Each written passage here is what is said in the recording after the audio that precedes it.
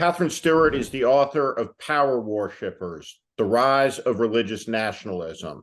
She is an author, an investigative reporter, and I'm very pleased to be joined by her today to have what I hope is a very important discussion for all of you about a great danger that we all face and isn't talked about enough, in my view. And Katherine, I just want to start out here. I had a experience in the last couple of weeks, two actually, that I want to share with you before we get into a discussion about the danger. And the first one was sitting down with a young journalist, and by young, I'm going to say early 30s,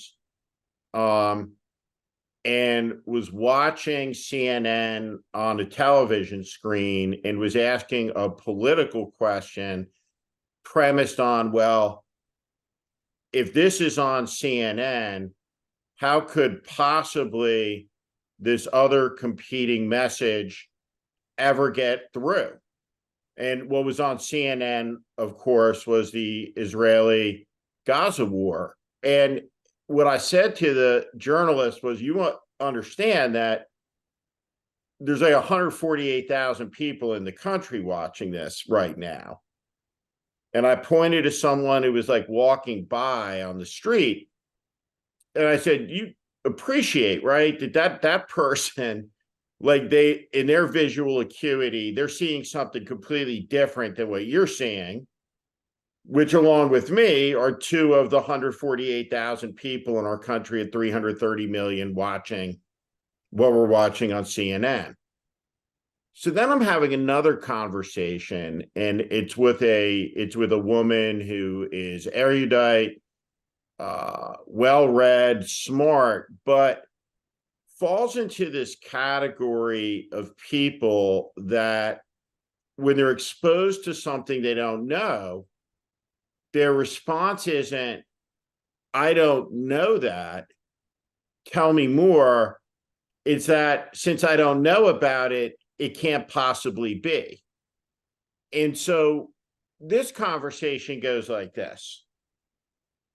Well, have you heard about the Claremont Institute? No.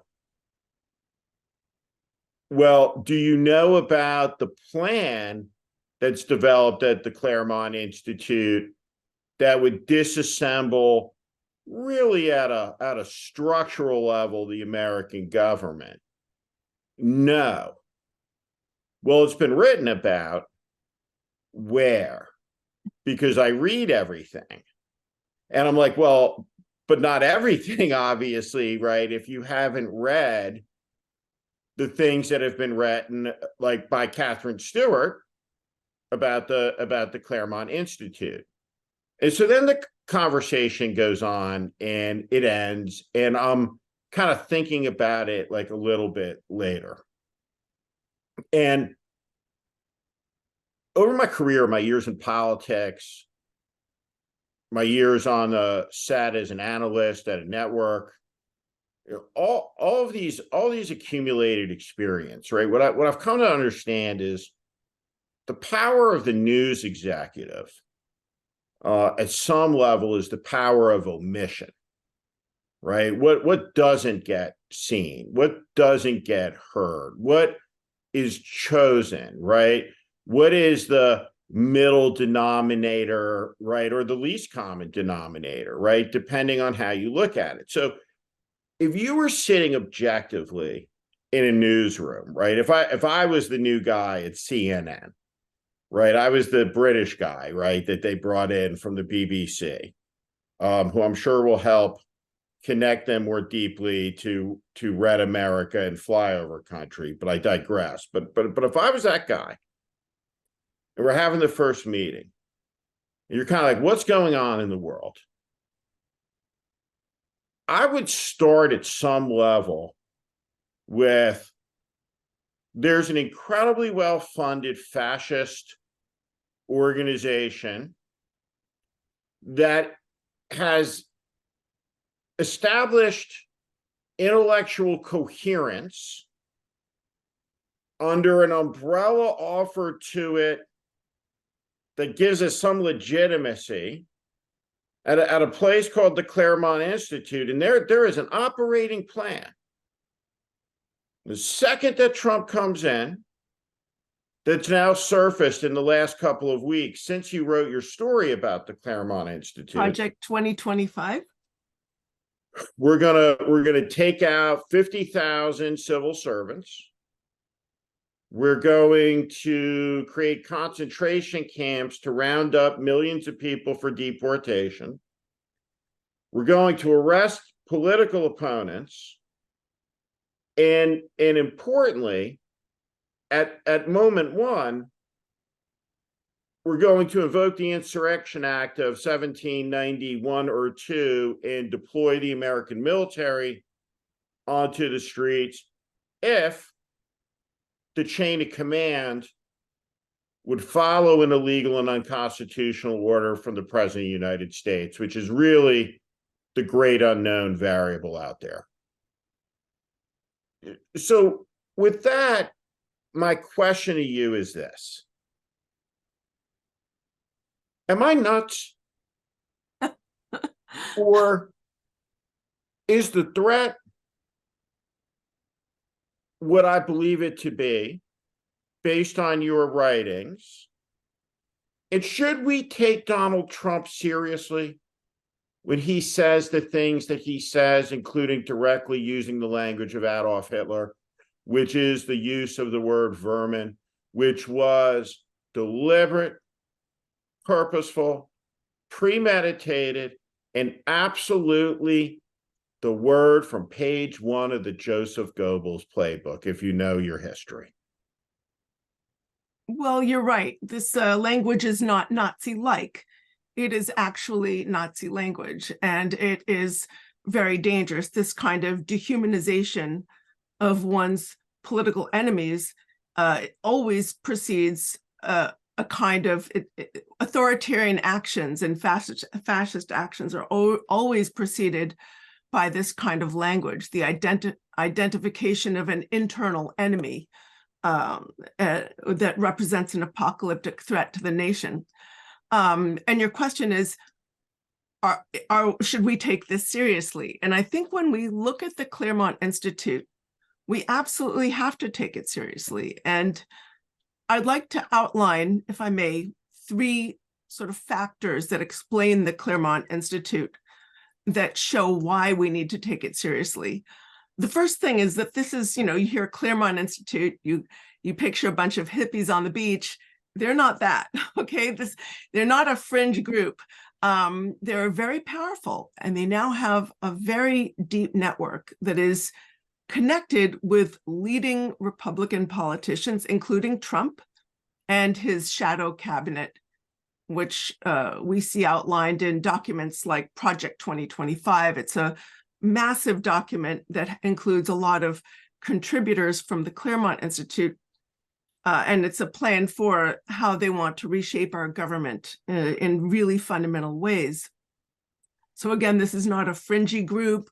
There's always been, nuts and bolts and, in American society, some, extremes here and there, but this is really a group that has a potential to take power in Washington, D.C. So that's the first point. In terms of their basic ideas, the most important one, when we're talking about language of the Nazis, the most important point that I think they seem to represent is what the Nazi political theorist Carl Schmidt would call the state of emergency.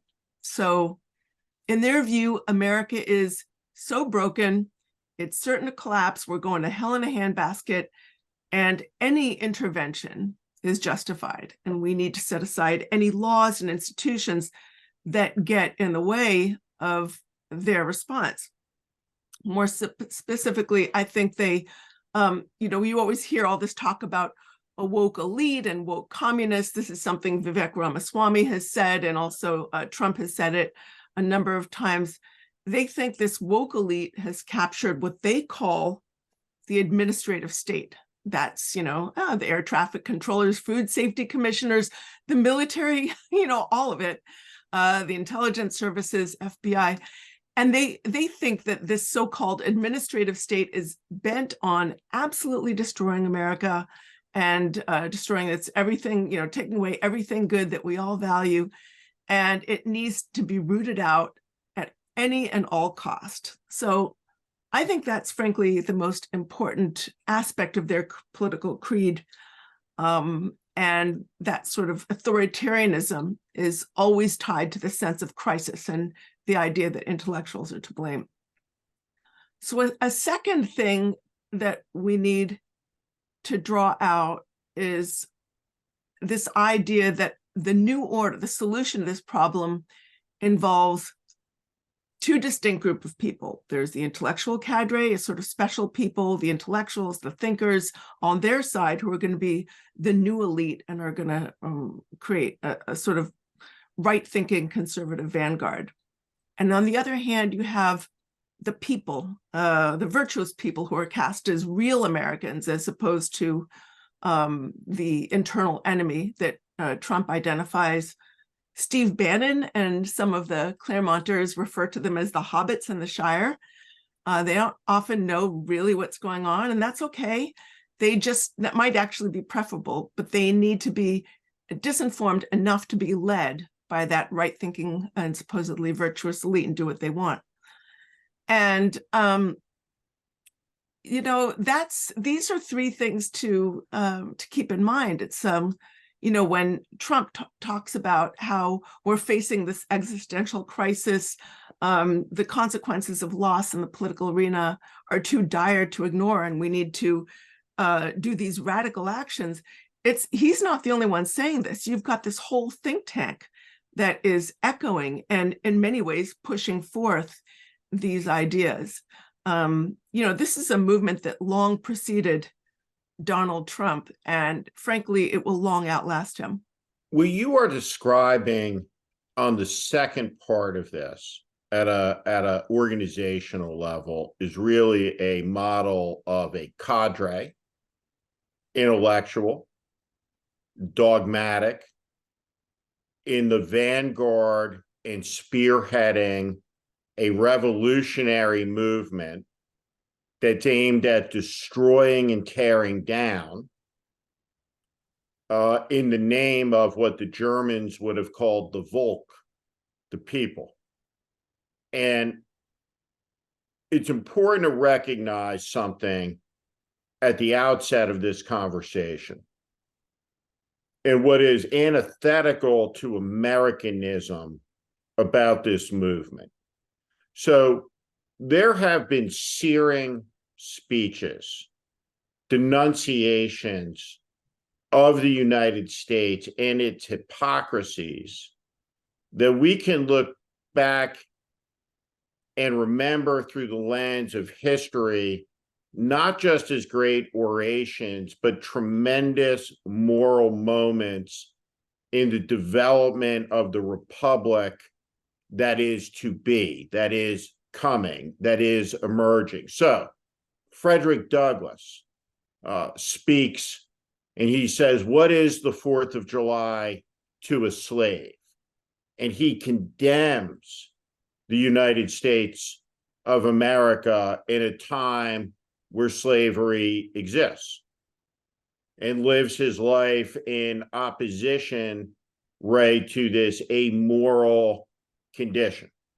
We look back on this now through the prism of 100 some years after that of Martin Luther King coming to the Lincoln Memorial, marching under the American flag, not to do as the Claremont Institute wishes to do, which is to tear down. Martin Luther King comes, in his words, to collect a promissory note. He simply wants to be included in the idea and ideal that says all men are created equal. And so every group of Americans that has sought to step out of the darkness and into the sun of liberty, importantly, Frederick Douglass is the speaker at one of the first gatherings of women demanding the franchise. And it's Frederick Douglass who propels the motion forward that day that, yes, women in that moment should take the step and declare in a resolution that we should have the right to vote. But always the movement is to be included within and under, that these universal rights are proclaimed as including all people. Really, the opposition movements in America have been humanist movements, moral movements, human rights movements, but that's not what this movement is. This is a destructive movement that seeks to tear down something that's 250 years old. That's right. You know, Claremont provides a platform for white nationalists. Interesting that you mentioned Douglass and Martin Luther King is wanting to be included in the in the America and protected by the principles of equality and pluralism that represent the best of the American promise. But the folks that comprise the new right are all in on hierarchies. They platform white nationalists and insurrectionists, people who have sought. We can't forget that Claremont Institute was the intellectual home of John Eastman, otherwise known as co-conspirator 2 in the Trump indictment. They platform supporters of political violence and fundamental illiberalism, and this is a think tank that publishes a couple of journals, and they publish or affirmatively review or even have offered fellowships to racist replacement theorists and other conspiracists, along with those who just want to burn democracy down. They want to burn it down and seize control of what remains. Now, that's really nothing remotely conservative about this. This is radical. They're not conservative at all. They, claim an interest in political philosophy and study the past, but in truth, they appear to have little interest in learning from the past or an honest study of the past. They're really driven instead by hatred of groups or aspects of life in the present that make them feel uncomfortable. And so they map them onto a fictional narrative involving an imaginary past. This isn't intellectual history. This is a cartoon history rooted in some kind of reactionary pathology. It's rooted in a mythology of fantasy and a fantasy of mythology. Let's unpack some of this a little bit more. And what I would say is, I've always loved history. And it was the thing that excited me in school. It ignited for me a love of reading, and a passion for the news and journalism. And all of it was always steeped in what happens next. What's going to happen next? And if you fall in love with history and you put it on a speed loop, you have in the 16th century, the 17th century, the early 18th century, you have this meeting on the North American and South American continent of civilizations. One, in many ways, morally and spiritually superior, in harmony for 600 generations with the land, the water, the mountains, and the other technologically superior, the Europeans. And this cataclysm comes, but along this arc, the values of humanism, the Enlightenment, the idea that leads to the birth of the United States, all of the developments, the industrial age through the 19th century, and it starts to pick up in the 1870s. Right after the American Civil War, you get a taste of 20th century warfare. And then in the 1870s, the Franco-Prussian War, which is the precursor to the First World War. And you come barreling through into the third decade of the 20th century. And Adolf Hitler comes on the edge of achieving political power in 1933 as chancellor. He comes the year before to Dusseldorf to deliver a political speech to the industrialists, who are the equivalent of today's Chamber of Commerce. And none of these people like Hitler. Every one of these people had the exact same attitude towards Hitler that every one of their successors in American business had towards Trump in 2015, 2016.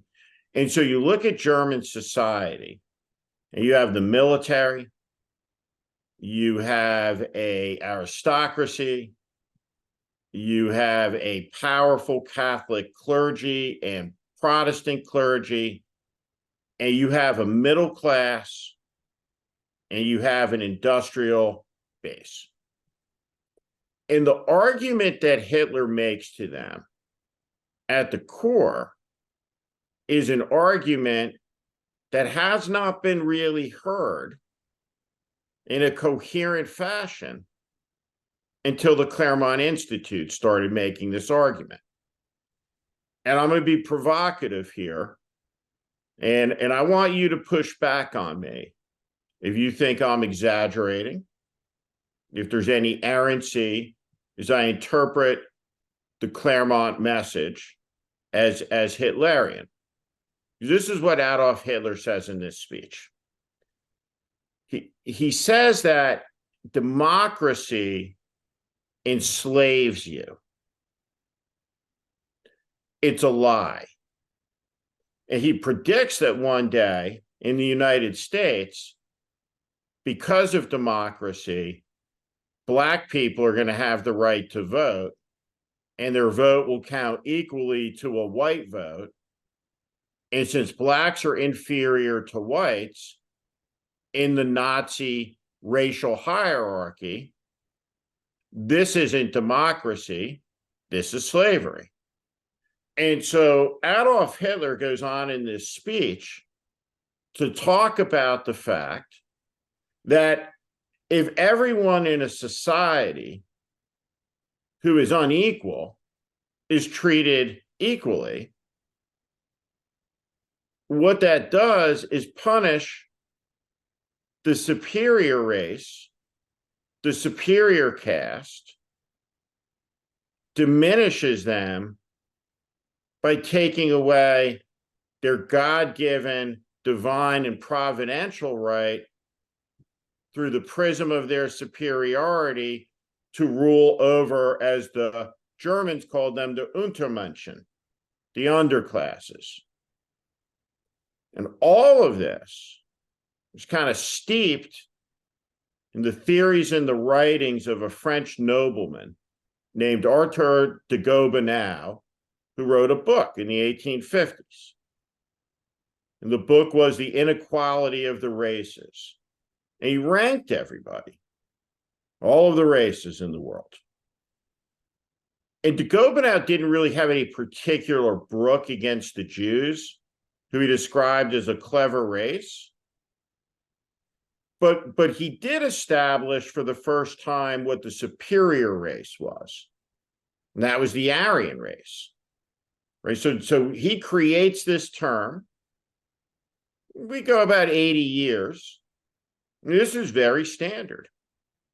Teddy Roosevelt, everybody in this moment of history believes in eugenics, accepts this as science. This is, if not gospel, prevailing kind of sociological scientific wisdom. And along comes the Nazis. And the Nazis using some of their racial laws on the basis of Southern miscegenation laws in the United States, stripped citizenship from underclasses, lesser people, dehumanized as vermin and rats like the Jews, like the Roma, like the Gypsies, and off they go to concentration camps. Detained, but not yet gassed and incinerated, that comes later. But the doctrine of this, the dogma of this, was that democracy is unfair, that democracy gives equality to people who are less than, and therefore is a burden on the people who are more than. And this is the philosophy of the Claremont Institute as they have articulated it in the words of the Claremont Institute. What say you? Well, I would say they're not the only sector of the American right that has echoed this idea that democracy is a heresy. In fact, the term the heresy of democracy was used by pro-slavery theologians in the American South, some of the leaders of the Southern Presbyterian Church, who were very powerful at that time and very well funded, and were absolutely on the side of the slaveholder, and accused abolitionist theologians and other abolitionists as being communists, heretics, socialists, and the like, and said that slaveholders were on the side of order and regulated freedom. That's what they called it, order and regulated freedom. Those ideas were echoed by some mid-century theologians. I'm thinking of people like Rousas John Rushdoony, who is an actually extremely influential figure in the development of America's religious right today, who also believed inequalities as ordained by God, white people over Black people, although he was a little coy about that, but you can see it in his writings where he offers a justification for the biblical forms of slavery, not the abusive forms, but the truly biblical forms of slavery are just and are always men over women. And these types of ideas, look, the Claremont Institute, I actually think a lot of its leaders are atheistic. If you delve into what they really say, they're not leaders of the religious right, but they do come down on the side of these kinds of hierarchies. Claremont is one of the main purveyors of neo-fascist ideology. And this ideology, it's sad to say, is really driving much of the politics in the Republican Party today. They've really, like the extremists have really, you've pointed this out many times, it's like the conservatism is eaten in a way by the sort of right-wing extremism because people capitulate and don't push back. And extremists have been very organized and systematic in taking over the party. So when you hear politicians, right-wing politicians today, talk about what they call wokeism, and they describe it not as an annoyance or just sort of like, oh, this is irrational. They describe it as an actual form of tyranny, an actual national emergency. When you people, hear them claim that the institutions of culture have all been thoroughly captured by a leftist revolutionary elite, anyone to the left of them must be the leader of a Maoist insurgency. These are all ideas manufactured by new writers and used to justify an essentially authoritarian response. And, I want to say that there's, you could call it a dog whistle at the Claremont Institute for racism and misogyny, but I actually think it's a bullhorn. The Institute is really not doing anything to hide their extremism, their extreme ideas.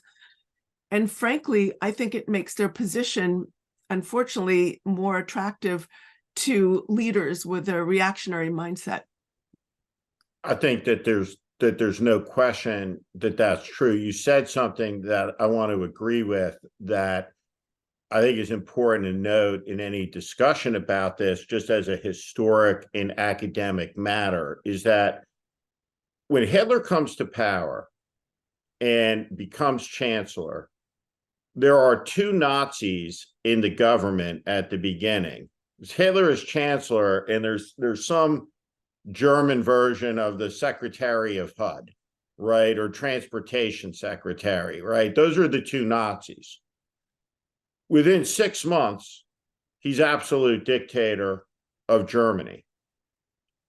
I find it interesting, and I do think this is a dog whistle to every white nationalist and extremist. The American metric for legislative achievement, which existed for about 90 years, going back to FDR's 100 days. The Claremont Institute plan is a 6-month plan to take down the American government almost completely and to reorder it as being fundamentally loyal to the leader, no questions asked, which is not how the American government is organized. And so I don't think any of that is accidental. But what always happens, any fascist movement, whether it exists in Argentina, Chile, Spain, wherever, always for a time, whether it's with Franz von Papen in Germany, there will always be an alliance between the fascists and the conservatives until the fascists swallow completely the conservatives, either executing them, killing them, imprisoning them, or completely co-opting them into the movements. But those are the only choices that are at hand. You started talking about the next element of this, which is the religious nationalism.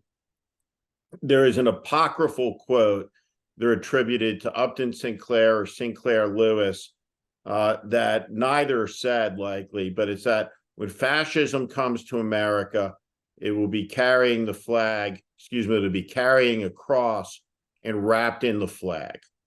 So we have a fascist movement funded by billions of dollars, organized with millions of people under a cult of personality led by Donald Trump that has been violent, has demonstrated hostility to elections, has made a number of commitments and promises, including withdrawing the United States from 80 years of global leadership, withdrawing the United States from the NATO security treaties, the defense treaties that have kept the peace of the world, imprisoning political opponents, setting up concentration camps for mass deportations, all of these things promised.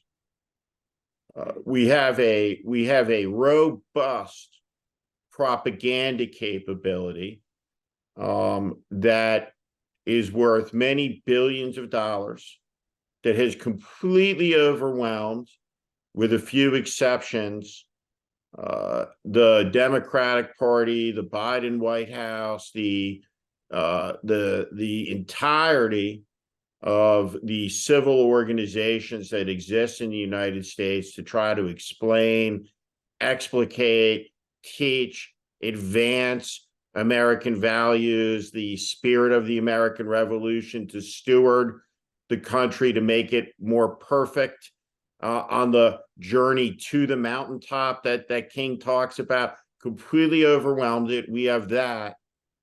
And then we have an element of religious nationalism emboldened in the Trump era.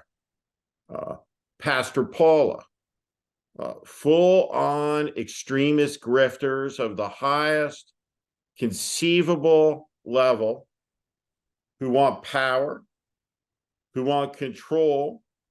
We have a Speaker of the House with no bank account discernible whatsoever, grown adult, second in line to the presidency of the United States. And no exaggeration here. And he has every right to believe this. But he believes, right, that people and dinosaurs were walking around together 6,000 years ago is an absolute conviction. Does not believe in the separation of church and state. You ask him, what are your political positions? He points at a Bible and he says it's in there.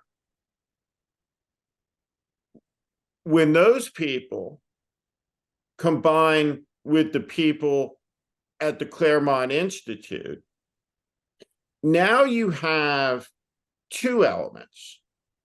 Right? You have two elements that hate democracy, hate liberty, hate freedom, hate pluralism, don't believe in women's rights, don't believe in human rights, don't believe in gay rights, who want power. And everywhere in the world where these two groups have ever come together, there has been chaos, violence, and death. How do you think about the danger here through an American prism? I think the danger is real. And I think a factor that intensifies all of this is the conspiracism and disinformation that has really separated a sector of the population from the facts. You know, the way I do a lot of my research as an investigative reporter is I go to right-wing conferences and strategy meetings and gatherings. And I've gone to a few gatherings called Reawaken America. It's a traveling pro-Trump conspiracist roadshow that typically takes place in mega churches around the country. This is the Mike Flynn. Right, Mike Flynn, Clay Clark, usually one of the Trump sons shows up to speak. There's a lot of art of, you know, Trump's face with eagles and crosses and Jesus is looking over him, things like that. And it sort of combines radical anti-democracy with every imaginable conspiracy, the Great Replacement, one world government, JFK, you name it, that conspiracy is there. And the conspiracy that appears to unite everyone is the idea that the 2020 election was stolen. Trump is one of the white hats fighting the black hat, you know, whatever. They've got, you lose track of all the conspiracies. But so when you separate a significant percentage of the population from the facts, it really makes them easier to control. And that's how we can explain the fact that I believe it's most recent poll said something like 60% or more of Republican voters believe the 2020 election was stolen, and a very significant number of Americans believe that political violence can be justified in order to restore the nation. I do think that we are facing, democracy is really facing an existential threat. Now, you know, I think it's natural for people to want to try to make themselves more comfortable and to tell themselves that, you know, there's this pendulum that swung one way and it's gonna magically swing in the other direction. And it's true that our country is very large and dynamic. Trump did not win the 2020 election. He was defeated. And if we look at what happened in the last election cycle, you know, you've got these far-right groups like Moms for Liberty, some of whom have ties to the Proud Boys and echo a lot of this sort of Claremont type talking points. 80% of them were defeated in spite of the money behind them. In spite of the organization that they have, 80% were defeated in their local races. So I do think a lot of people are sort of cottoning on to this threat in our midst. So I'm not, you know, thinking, you know, yes, we are facing an existential threat, but I don't feel hopeless, as it were. But I do think that, you know, look, for over 5 decades, very, very wealthy people have invested in the infrastructure of the religious right and sort of far-right institutions. Many times they do it not for religious reasons, but for economic reasons. They want to consolidate their privilege. They want policies that, are going to allow them to continue to, if they're polluters involved in fossil fuels, they want to be able to continue to do that kind of business. So they'll fund organizations like the Heartland Institute, which casts doubt on climate change. They want to, it's often the same funders that are funding groups like the Family Research Council or Heritage Foundation, which are these sort of Heritage contributed to heavily to Project 2025. They're also funding anti-union activities. And so here's the funny thing. I think that there are all these resentments that appeal to people. People often have a sense that, well, I'm not doing as well as my dad or his dad, and I can't feed my family with my paycheck like my dad and my grandfather could, and our families are falling apart. And they don't, and the right wing is not there to say, oh, look at this, let's deal with this economic inequality. Let's, give you, like, make sure you have jobs that pay a living wage and have good health care and strong public schools that you feel confident sending your kids to. In fact, they're trying to destroy workers' rights. They're through organizations like the Freedom Foundation. They're trying to destroy unions and destroy certain kinds of other policies that help the workforce. And instead, they give them these shiny baubles, wokeism. They give them a sort of, abortion. It used to be abortion, same-sex marriage. Those issues have started pulling so poorly for the right that they've flipped to this sort of the T in LGBT, right? They, whatever you think of those issues, it becomes like a shiny bauble for the right to distract people from their frankly, I think, incredibly consequential economic policy that they're pushing. I would say two things in response to that, which is that it's very important to understand, right? The Nazis did not run on the Holocaust. They did not run on genocide. They ran on family values and the economy, right? All of that came later. There were long periods where transactionally the Nazis would ramp up the anti-Semitism, tone down the anti-Semitism, let it off the chain. It was a tool of control. Mm-hmm. Ultimately, what happened in Germany, 1930 was Hitler's high watermark. And when he didn't take power, there was chaos in the society. There was violence between left and right. And the answer to the chaos was to put the chaos agents in charge. And basically the proposition that Hitler offered to the middle class, the army, the industrialists, and all of those people who were looking at what happened to their compatriots in Russia 20 years earlier was a choice. And the choice that they made was based on the belief that ultimately the people that Hitler killed first, the left and the communists and the dissent, would have killed them if they took power. And so when you reduce politics to an existential threat, zero sum, the other side is illegitimate and out to kill you, what you get is the choice that the Germans got in 1932, and that Americans, I think, have long had a certain arrogance about that could never happen here, but instead should be open to the possibility that it well could happen here, and might be happening here. Here's what I want to ask you that I feel like is a conversation that no one ever talks about because it's speculative in nature. There's a study I'm reading about conspiracy theories that I came across just reading, and it was basically, and I just started it, but it's fascinating. One of the findings is essentially that the more likely you believe, for example, that Princess Diana was murdered, the more likely you are to believe that Princess Diana is still alive. Absolutely. That makes sense.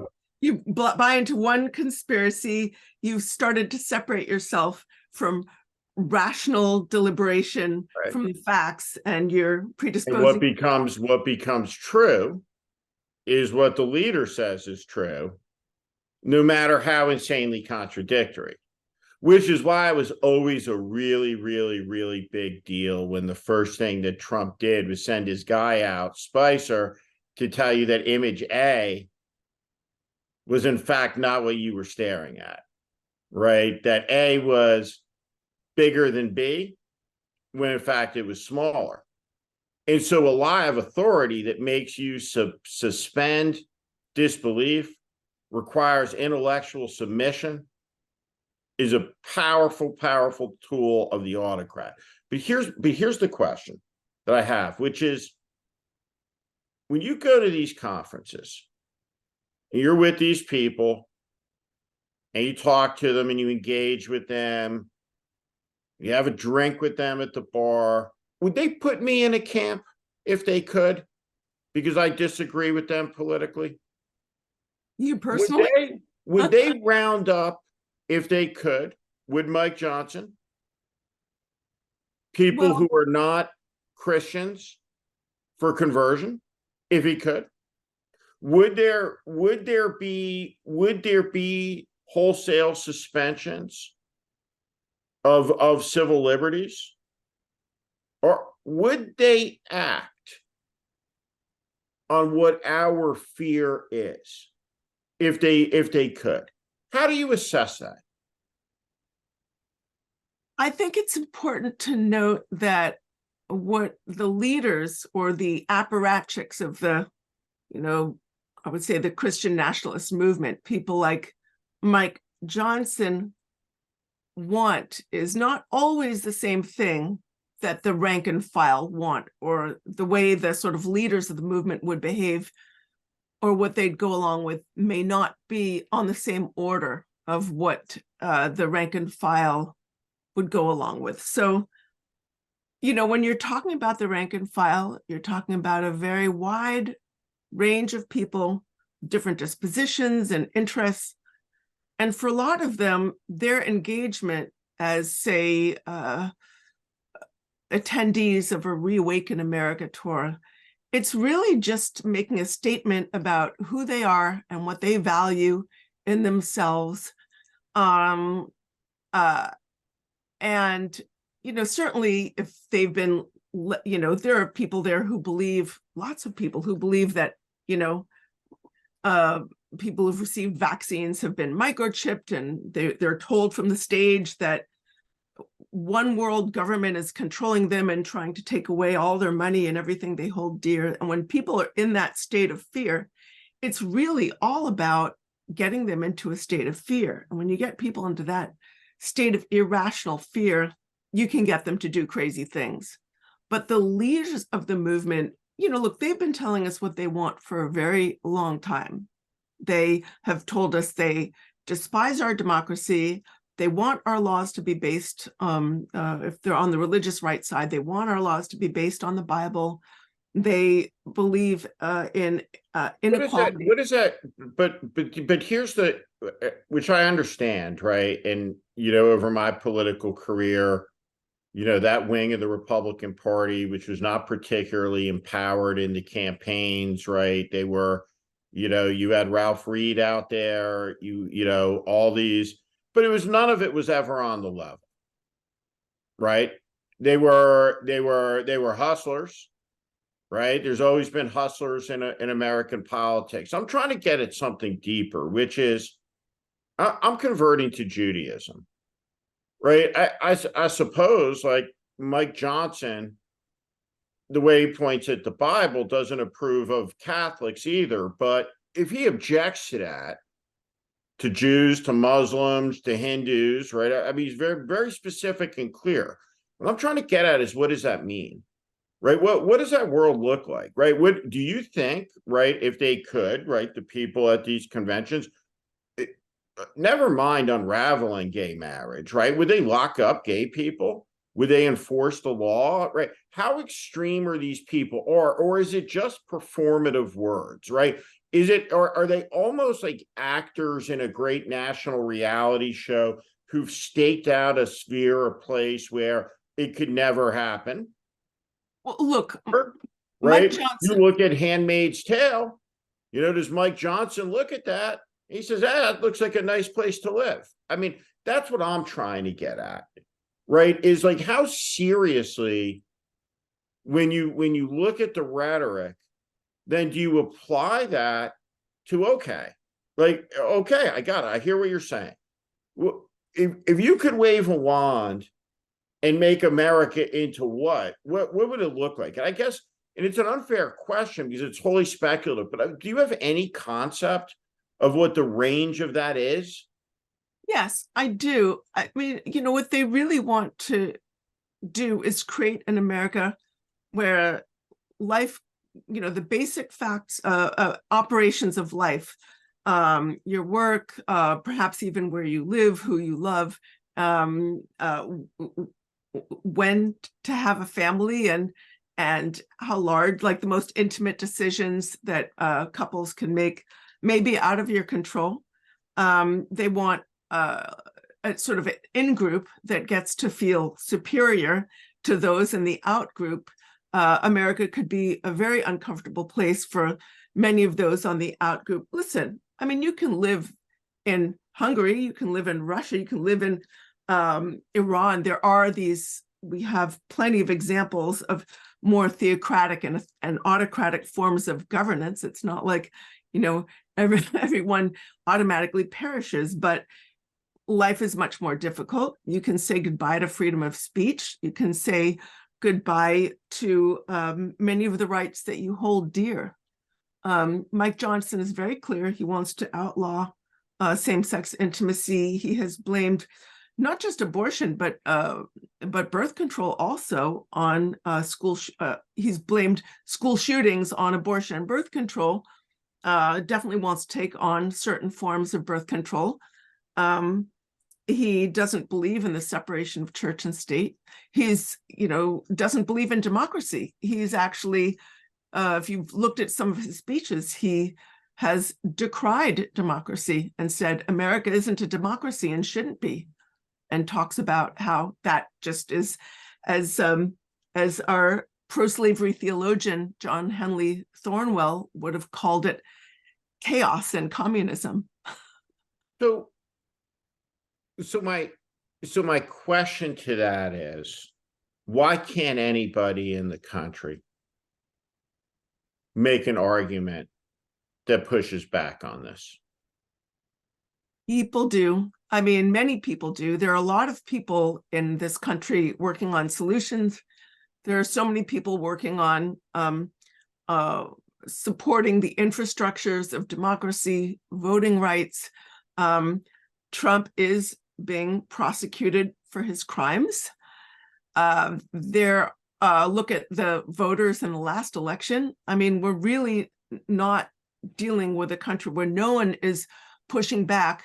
I do have a problem with I think more people would really get active if we would have a better news culture. I think a lot of the folks who populate the political desks at big news operations and take seats on major media panels, they're telling us that America is increasingly partisan and this is terrible. They're divided into tribes.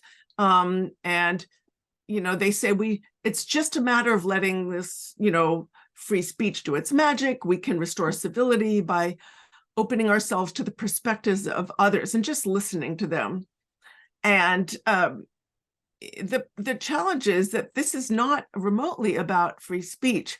That principle is all about promoting a kind of open discussion in society, in a society that wants to be governed by reason, people having rational deliberations based on reason and shared facts. And this is a movement that doesn't believe, frankly, in shared facts. Remember, Mike Johnson said, if you want to know my position on anything, go read the Bible. Like, that's sectarian. And it's his reading of the Bible is highly sectarian. It's not the same view of the Bible as many of the liberal and moderate theologians and scholars and clergy, Christian clergy, that say that, religious nationalism is a heresy itself and is antithetical to the gospel. So, yeah. Everywhere on earth, whenever man, and it is always man, says, I singularly can distill and interpret the word of God, and I will apply it to control you, those are the most evil places on earth. And millions die. Every time. Without exception and without question. 100%. And that is a reality of this moment that we don't talk enough about. I wanted to ask you one last thing. So along with these things, fascist movement, Claremont Institute, religious nationalism, they are supported on a foundation of tremendous intellectual corruption that always is attached to a tremendous amount of actual corruption, right? Which we see. And when you look at democracies, when you look at an environment, I love going to British Columbia every summer. The pristine natural environment, right? There's so much life everywhere. You intuitively know it's healthy. In a democracy, you can intuit its health too by looking around, right? Just like in the natural world, if there's no birds, right? If there's no animals, if there's no plants, right? There's something that's been poisoned.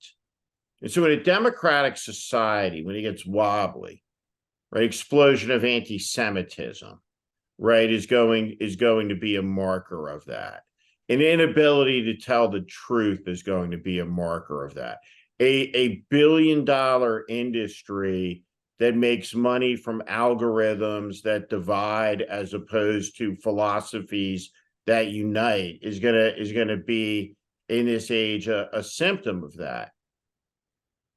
You are correct about the line holding. And people are different, right? I am by ethnicity, there's a term called Black Irish. And my Irish descendants were Black Irish. These were not optimistic people, apparently, right? So the inherent kind of pessimism, right, like has carried it forward. I think it's elemental, in part to foundationally to my small c conservatism, right, which is really foundationally not built on campaign ads, but on a philosophy of human nature, right? And skepticism, right? I was talking to my friend James Carville last week, and he goes, I'm 79 years old. He goes, each year my expectations of people go down, right? So now I'm never disappointed, right? And you're kind of laughing, right? That was the kind of the conservatism of sensibility, right? A pessimism about human nature, right? Ronald Reagan was such an effective politician at some level in that he was able to blend a sunny optimism dispositionally against a political philosophy that's kind of the more restrained one with regard to human nature, human thought. When you look at all of this right now, I see Joe Biden losing to Donald Trump in the polls. I view the Trump choice as distinct as some of the other lesser candidates who are losing on issues. That's a personality election. But where are you on that 1 to 10? Oh shit! Right, I had to get out of the country. Right, like let's call that 0. Right, to 10. where happy days are here again, right? I'm not at a 5. I'm not at a middle point, right? I'm deeply, deeply, deeply concerned, right? And I view this as part of an ongoing event that's 7 years in the making, that's worsening under the philosophy of like the Titanic, which is the time between the Titanic hitting the iceberg and going to the bottom of the ocean is about 3 hours. It's the last 30 minutes where all the action takes place, right? Where all the chaos happens. When Jack and Rose are hanging off, right, the top of the ship, right, when it's inverted in the sea. Because before that, at the moment of the hit, when the fate was sealed, there was very little stirring about. But the consequences always catch up, which again is just my view of human nature. So, what do you think, as someone who studies this, writes about this, reads about it, has a certain level of detachment as an observer of it and a long time observer of it, who can watch the totality of the journey over time, its rise? Where's this all going? I'll give you the last word on that. I don't make predictions. I have been in a panic since 2009 when I recognized that the religious right was taking over the courts. They had a really coherent, incredibly well-funded, incredibly strategic plan for how they were going to destroy many of the principles upon which our democracy depends. And I started writing about this phenomena. I published my first book on the topic in 2012, my second in 2020. I'm publishing my third in 2025. So, I have been in a panic since then, but I think that the reason why I wrote these books is to offer a roadmap. Or, listen, as one of the sort of religious right ladies who was, very, had a leadership position, is trying to take over, public education, tank it, and have all the religious schools funded with public money. She said, look, someone's values in the end are going to dominate, and I wrote these books to show how they've been able to notch these successes. And I think that there are frankly more Americans who reject these types of domination and conquest politics, the destruction of our democracy, than those who support that. And I just think if we, those of us who treasure our democracy, treasure the institutions of value that have served us for such a long time, if we can just get our act together and become activated, then there is hope. And the hope is also just in the struggle itself, in taking action to try to preserve our democracy. And so that's where I'm leaving it. Well, I would say that's a perfect place to end it. And it really frames the great question at hand, because you are indisputably right about the most important thing, which is a majority of us, and by us, I mean Americans of all races, creeds, and religions, do not want any of this. The question is there a majority of extremists combined with the indifferent that can exceed and create a plurality that could elect the proper amalgamation of dysfunctional toxic, cynical, and extremist people where it all goes down? And the answer to that question is not a theoretical one. The answer to that question is yes, that could happen, but it will not be on the basis of a loss on the concepts we're talking about.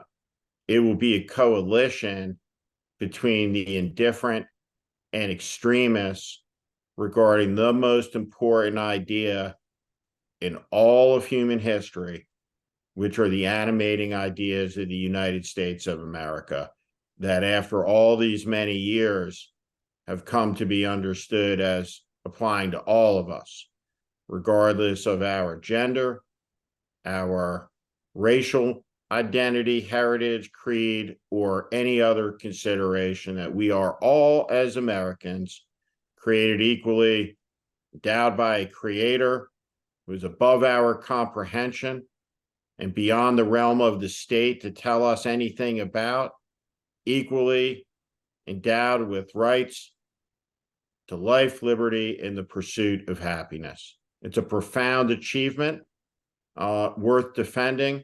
And it's been great to be able to spend time with Katherine Stewart, the investigative journalist and author, who is writing her third book. I encourage you to get all of them to help make you smarter about this dangerous moment in the life of the Republic. Thank you, Katherine. Thank you.